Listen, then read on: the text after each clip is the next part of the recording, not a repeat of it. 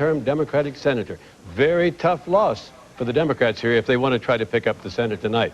George Allen's father, of course, was the football coach for the Washington Redskins. And in the last days of this campaign, Chuck Robb went around saying, I remember what Coach Allen said, never go with a young rookie when you can go with a wily veteran. Well, Virginians thought otherwise, Peter. They've gone with George Allen, the son. Well, Sam, Chuck Robb at the beginning of the campaign was in very considerable trouble. It cost him a lot of money to come back and even get close, wouldn't it? He came back. He was 10 points down. In the last 2 or 3 weeks, he closed the gap to almost 1 point. But, Peter, close isn't good enough. Okay, thank you very much, Sam. Sam Donaldson projecting in Virginia that Chuck Robb, the incumbent senator there, loses. I want to bring on our political director, Mark Halperin. He was, Senator Robb, one of the most vulnerable Democrats as far as the Republicans were concerned. Other ones around the country really want to watch for?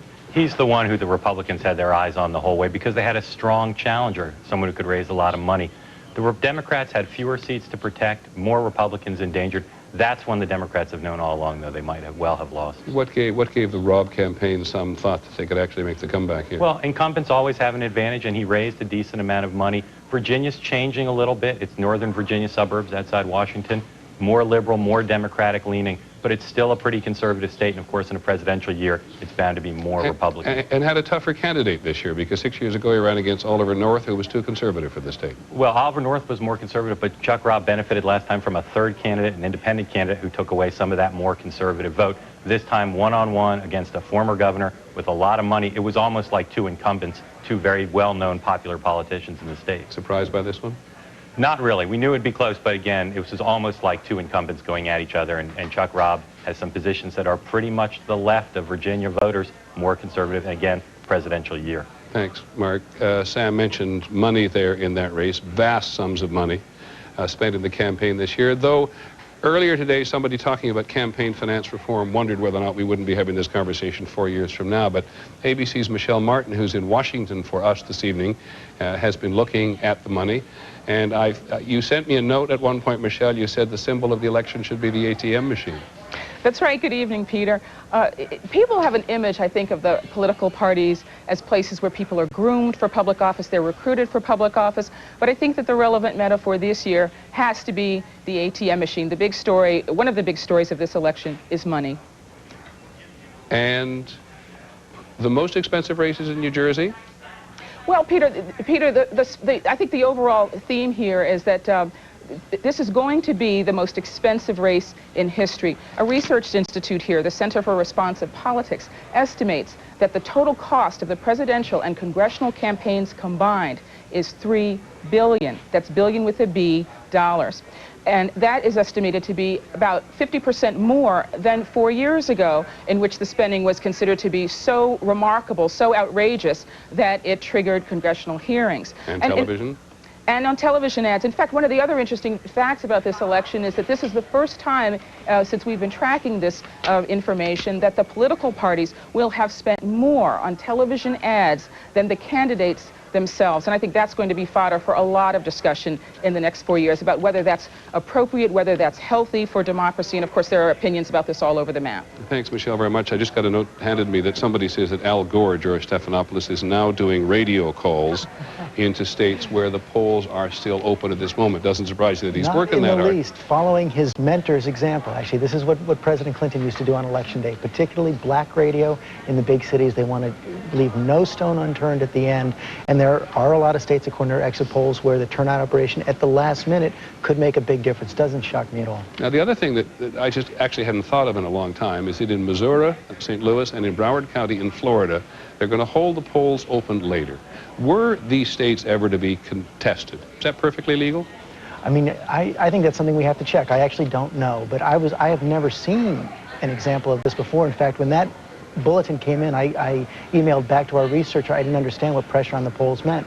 Apparently the lines are too long. Perhaps there were some problems with the voting machines that was creating a backup, and that's why the judge agreed to open up. And as Mark Halperin said earlier, one of the, we're voting, people are voting in a variety of different ways. No question. I mean, you've got 13 states this year which had some form of universal absentee voting. But Peter, this is a point that Mark made earlier as well. If this is a close election, and it looks like it will be, there will be legal challenges of all sorts in a lot of states. Now, thanks, George. I want to go to Lynn Shure. And Lynn, you, I gather, can tell us a little bit about how George Allen beat Chuck Robb in Virginia.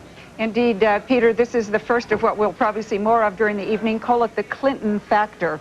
Let's take a look at the numbers. We asked voters how they felt about President Clinton personally, not job approval, how they felt about him as a man. 58% in Virginia today said unfavorably. Only 38% said they had a favorable impression of the president. Now, think about that 58% number. That's a big number. How did those folks vote? Let's take a look. Of those who had an unfavorable view of the president, 73% voted for George Allen, only 27% for Chuck Robb. Peter? Thanks very much, Lynn. I'm just going to try to check in now very briefly that we had this mention of Bill Clinton with John Cochran, who covers the White In fact, a third of Bush voters said it was the reason they voted for the Texas governor.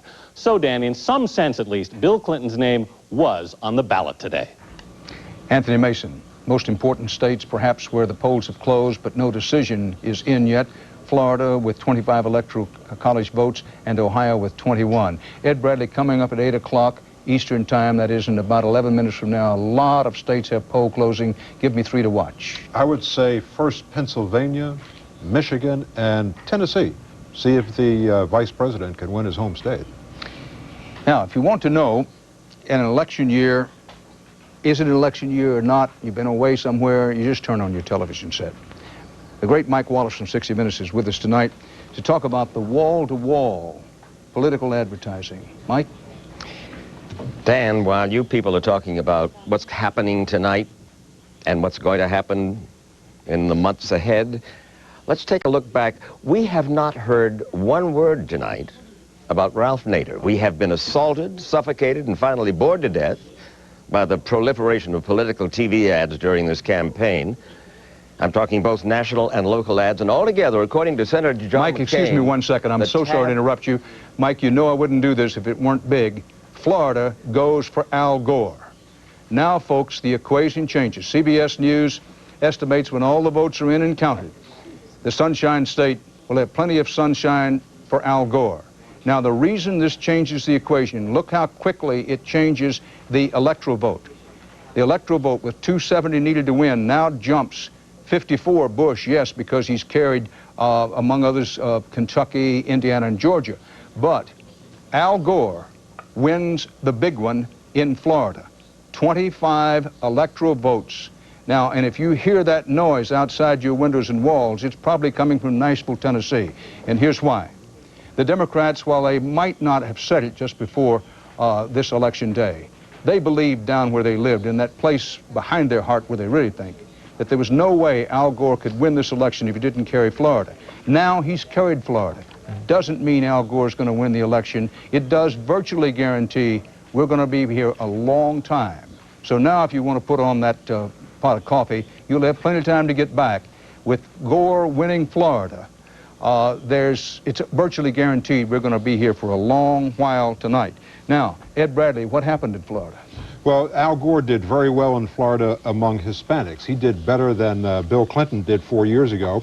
The Democratic National Committee shipped their get-out-the-vote money that they had planned to spend in Georgia. They sent it south to Florida to get out the African-American vote, and apparently it worked. They had a higher turnout, and he did very, very well there. He also won 23% of the vote of the independents. Ed Bradley. Now, having won Florida by the CBS News estimate, Al Gore now looks to Pennsylvania, 23 electoral votes where the polls have not yet closed, and Michigan, 18 electoral votes where the polls have not yet closed. There are many people who believe and would tell you that Al Gore, in order to be viable in this presidential race, needed to win Florida, Pennsylvania, and Michigan. Florida has gone for Gore. Pennsylvania looms large, polls not yet closed, 23 electoral votes there. There are many people now among the Republicans who would say George Bush doesn't absolutely positively gotta have Pennsylvania.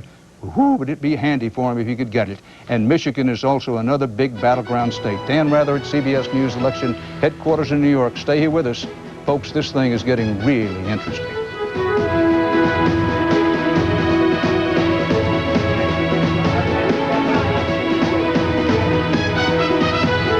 The District.